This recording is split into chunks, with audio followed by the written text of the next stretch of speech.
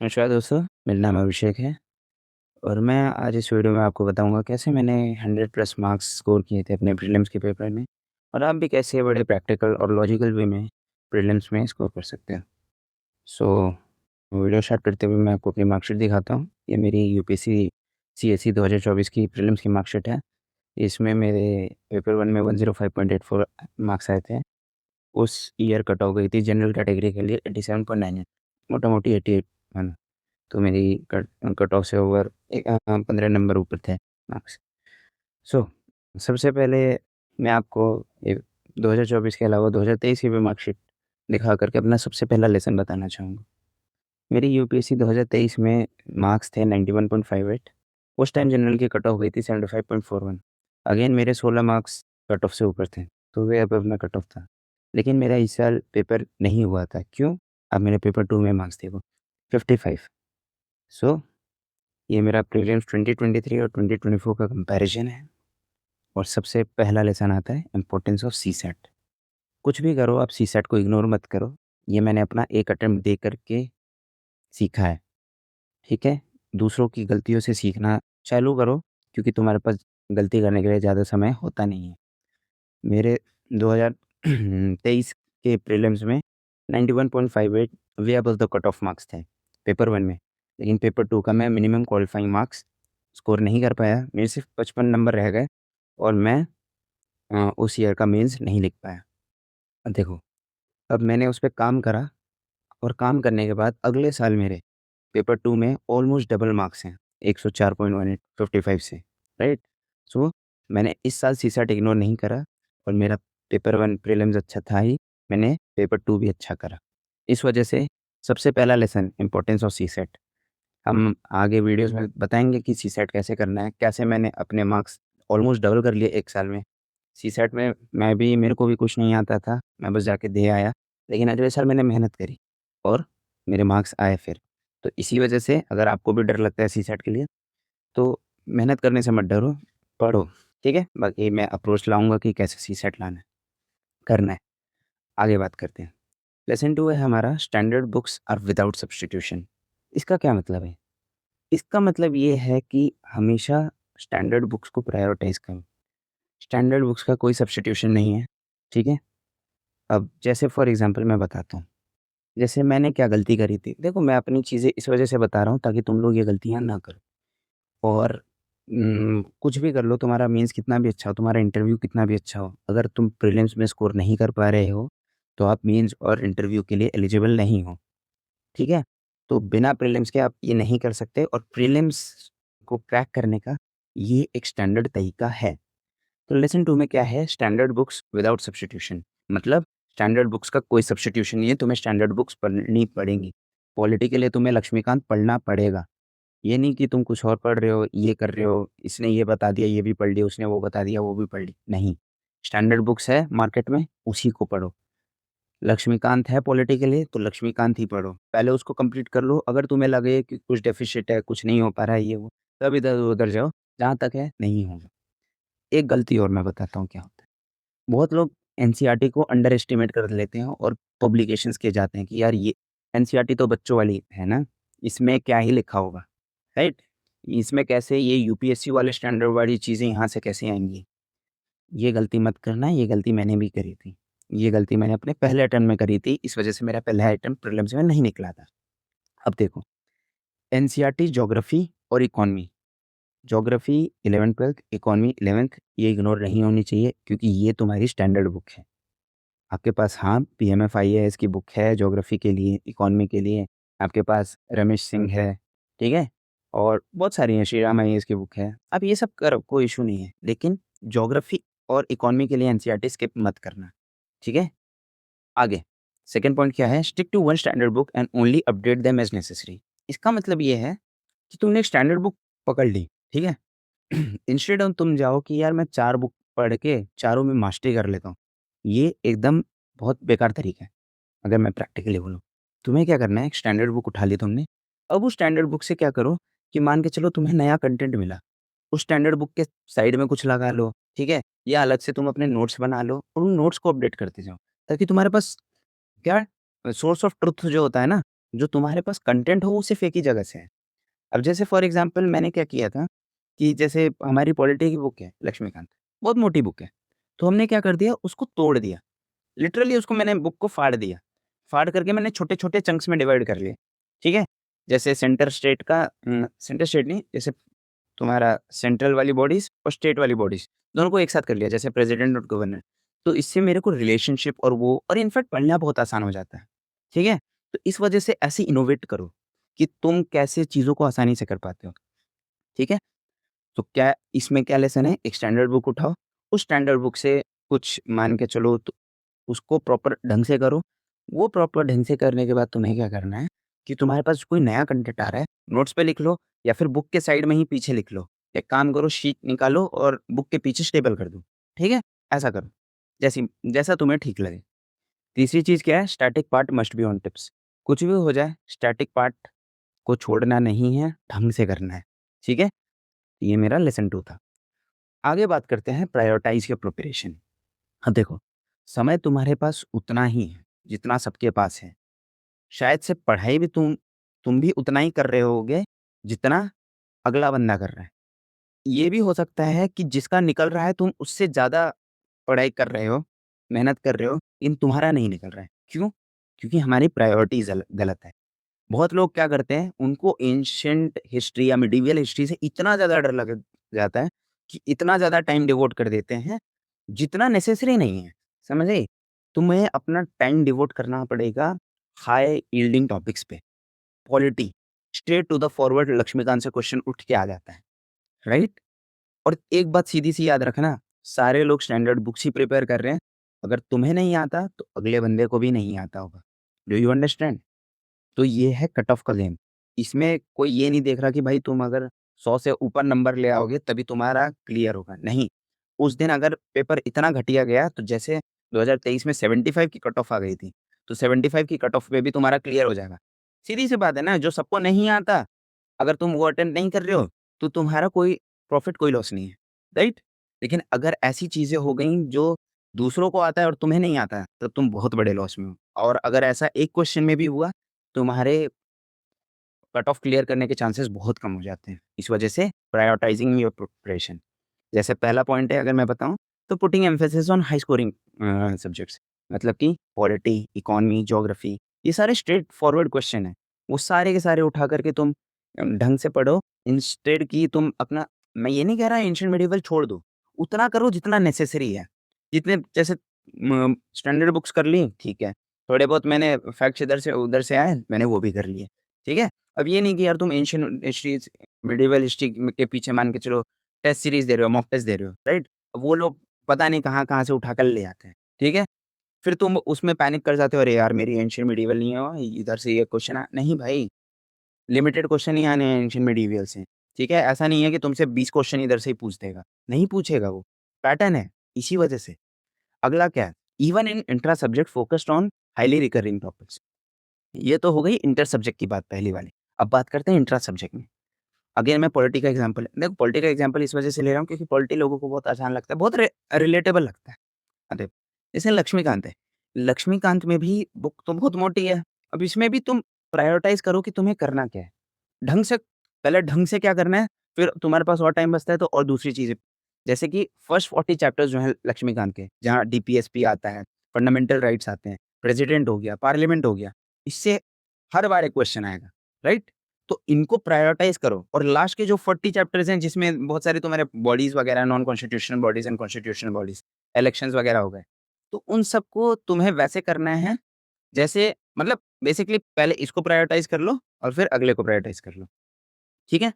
अब देखो, अगला आता है analyse the cost benefit ratio of history specially ancient and medieval, two way questions are asked. अब ये मैं स्पेसिफिकली इसके लिए कह रहा हूँ। क्यों कह रहा हूँ? अब देखो, रीज़न ये है इसका कि एंशिएंट और मिडीवियल में क्वेश्चन जो होते हैं ना, या तो तुम्हारे स्टैंडर्ड बुक से आ गए, तो वो लग जाएँगे। नहीं तो इतने वेग क्वेश्चंस होंगे जो तुम कितनी भी प्रिपरेशन कर लो, बहुत लो प्रोबेबिलिटी है कि तुम उसको कर लोगे। आई समझ? तो इस वजह से एंशिएंट और मिडीवियल पे उतना ही एम्फेसिस दो जितना चाहिए। इसको मैंने एक अलग से पॉइंट इस वजह से लिख रहा हूँ क्योंकि लोग ना इस एरिया से डर जाते हैं और अपना ज़्यादा टाइम डिवोट कर देते हैं। वो नहीं करना है, ठीक है? सो आई होप तुम्हें ये वाला लेसन समझ आए। अब अगले लेसन पे बढ़ते हैं। सो लेसन 4 में अब बात करते हैं द पावर ऑफ पीवाईक्यूज़। अब देखो, बहुत लोग क्या करते हैं, पढ़ते चले जाते हैं, पढ़ते चले जाते हैं, पढ़ते चले जाते हैं। पीवाईक्यू छोड़ दिया, जाके देखा क्या प्रीलिम्स का पेपर दिया, बोला अबे यार पता नहीं क्या पूछ लिया है ये तो, समझ ही नहीं आ रहा है। मैं तो करंट अफ़ेयर्स इतना अच्छा करके गया था, मैं मैगज़ीन पूरी पढ़ के गया था, मैंने स्टैटिक भी पढ़ा था, लेकिन ये पता नहीं कैसे क्वेश्चन आ रहे हैं। बहुत लोग ये गलतियाँ करते हैं, स्पेशली जो फर्स्ट अटेम्प्टर्स हो। अगर आपका पहला अटेम्प्ट है, अगर आपने पीवाईक्यू नहीं करे हैं, इवन जो बाद के भी हैं, क्योंकि देखो विद अटेम्प्ट हमें पता चल जाता है हम गलतियाँ क्या कर रहे हैं, समझ आती है। तो वही है पावर ऑफ पीवाईक्यूज़। इनको तुम्हें इग्नोर नहीं करना है। Keep note of broad and common themes across the years, ठीक है? तुम्हें सोचना है कि ये थीम्स क्या-क्या कॉमन है। जैसे पार्लियामेंट, पार्लियामेंट ऐसा देखो, पीवाईक्यूज़ को ऐसा मत लो कि यार ये क्वेश्चन उठ के सीधा आ जाएगा। ऐसा बहुत रेयरली होता है, मैं ये भी मना नहीं कर रहा, ये भी होता है यूपीएससी में कभी-कभार। लेकिन थीम्स रिपीट होती हैं, समझ आई? ये नहीं कि तुम्हें एग्ज़ैक्ट क्वेश्चन आ जाएगा, थीम आएगा। जैसे पार्लियामेंट, पार्लियामेंट हमें कैसे पता है कि बहुत हाई यील्डिंग टॉपिक है? हर साल क्वेश्चन आता है। इसको बोलते हैं पावर ऑफ पीवाईक्यूज़ की पावर, ठीक है? ठीक है? ये समझ आई? अब देखो, PYQs of not only prelims but also other UPSC papers for that particular year like NDA, CDS, geo scientist etcetera must be prepared. अब मैं ऐसा क्यों बोल रहा हूँ? देखो, क्या होता है कि यूपीएससी जब अपना कैलेंडर बनाता है ना, तो वो अपने क्वेश्चंस के लिए, एग्ज़ाम पैटर्न्स के लिए ना एक थीम सेट कर लेता है, कि यार चलो मान के चलो ठीक है, इस साल ना मेरे को ये पूछना है।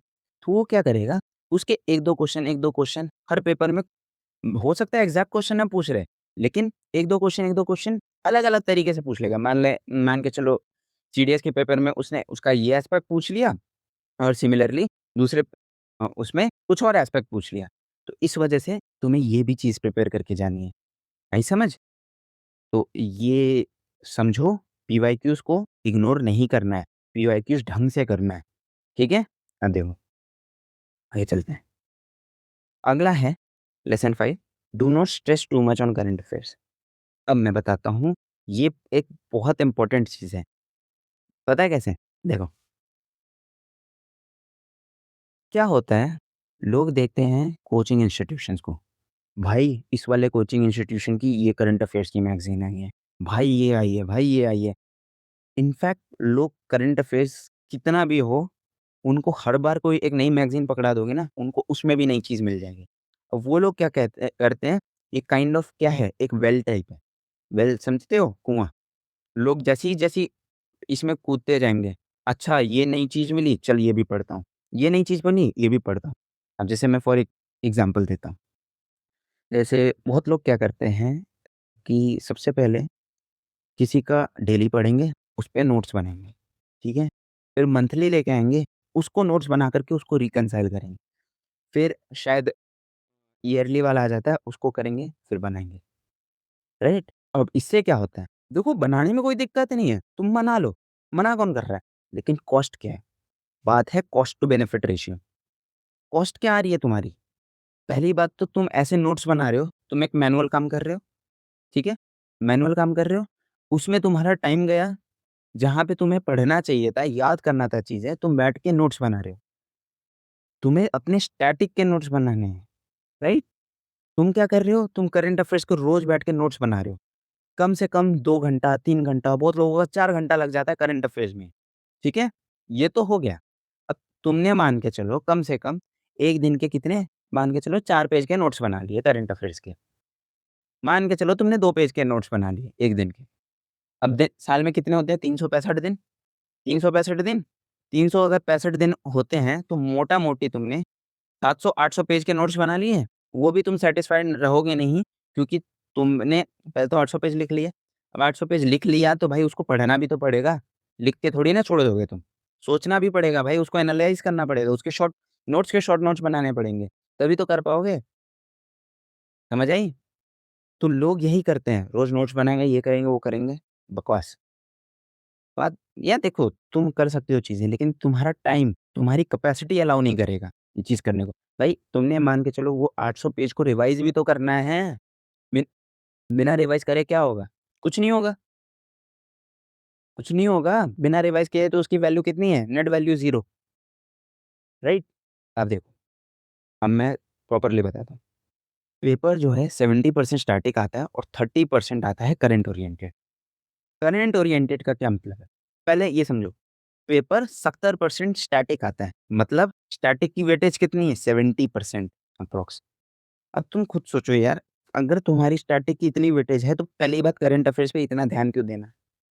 ठीक है?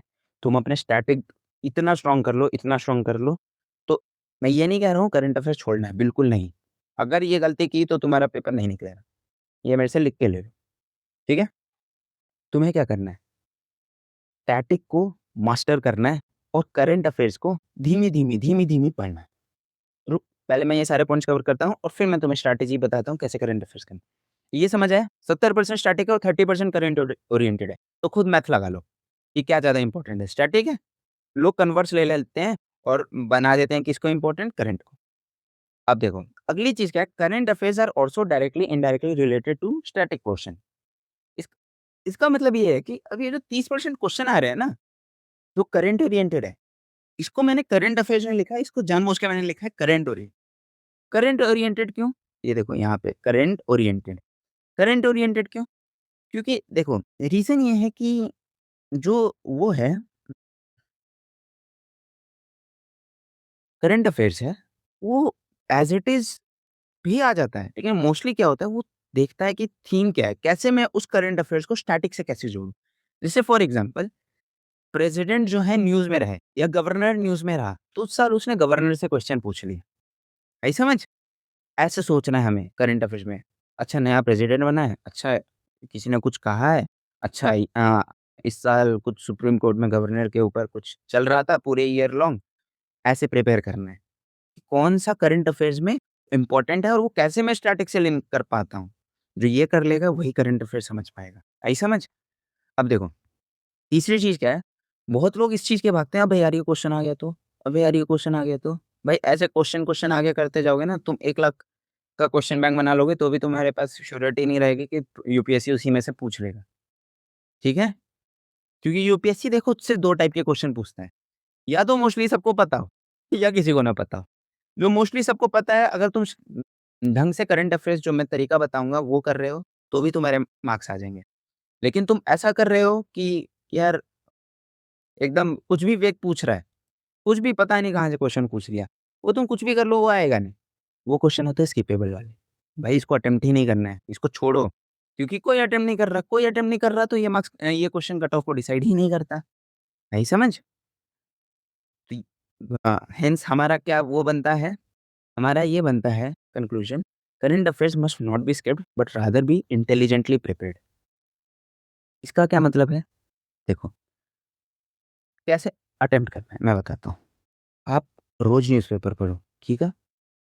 न्यूज़पेपर पढ़ो, न्यूज़पेपर इम्पोर्टेंट है। रोज़ न्यूज़पेपर पढ़ो, आप जानो कि यार हो क्या रहा है, चल क्या रहा है, ठीक है? हो सकता है क्रिप्टो करेंसीज़ पे कुछ चल रहा हो सकता है इंटरनेशनल जियोपॉलिटिक्स में कुछ चल रहा हो, रशिया का कुछ चल रहा है, ठीक है? फ्रांस का कुछ चल रहा है, यूएस का कुछ चल रहा है, ठीक है? कैसे हमारे इंटरनेशनल ट्रेड्स चल रहे हैं, कोई चीज़ें न्यूज़ में हैं, जैसे मान के चलो पाकिस्तान न्यूज़ में है, वेनेज़ुएला न्यूज़ में है, राइट? ये सब चीज़ें ब्रॉडली तुम्हारे दिमाग में रखो, हाँ, हाँ, इस साल हमारे पूरे ओवरऑल न्यूज़ में ये सब चीज़ें चली थी। उसके बाद क्या करना है, जब तुम्हारी ईयरली मैगज़ीन्स आती हैं, राइट?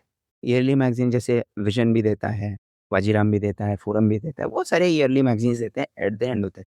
जैसे विज़न की पीटी 365 आती है। अब तुमको क्या करना है, वो पीटी 365 लाओ, उनको प्रिंट कराओ, पहली बात। पहली बात तो यार प्रिंट करा के पढ़ना सीखो। तुम डिजिटली पढ़ पाते हो, वेल एंड गुड, लेकिन मैं प्रेफ़र करता हूँ कि प्रिंट करा के। मैं भी बहुत डिजिटली पढ़ता था, लेकिन प्रिंट करा के जब हमारे पास हाथ में चीज़ें होती हैं तो समझ आती है। बाकी उसमें तुम्हारी मर्ज़ी। जैसे मैं क्या एग्ज़ाम्पल दे रहा था पीटी 365 का। तो तुमको क्या करना है, लेके आओ पीटी 365, उसको पढ़ लो, ठीक है? ब्रॉडली पढ़ लो, उसमें से शॉर्ट नोट्स बना लो।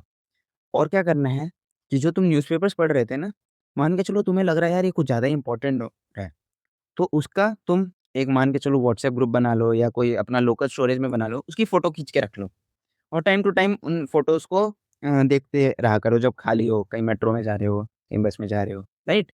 कहीं मतलब तुम्हारे पास फ्री टाइम है और तुम्हें लगे कि यार मेरे पास कुछ है नहीं करने को, तो वो काम कर लो उस टाइम। तो इससे क्या रहेगा, तुम रिफ्रेश रहोगे, तुम्हारे पास इंपॉर्टेंट न्यूज़ भी हैं जो एक्चुअल में न्यूज़पेपर्स में आई हैं, ठीक है?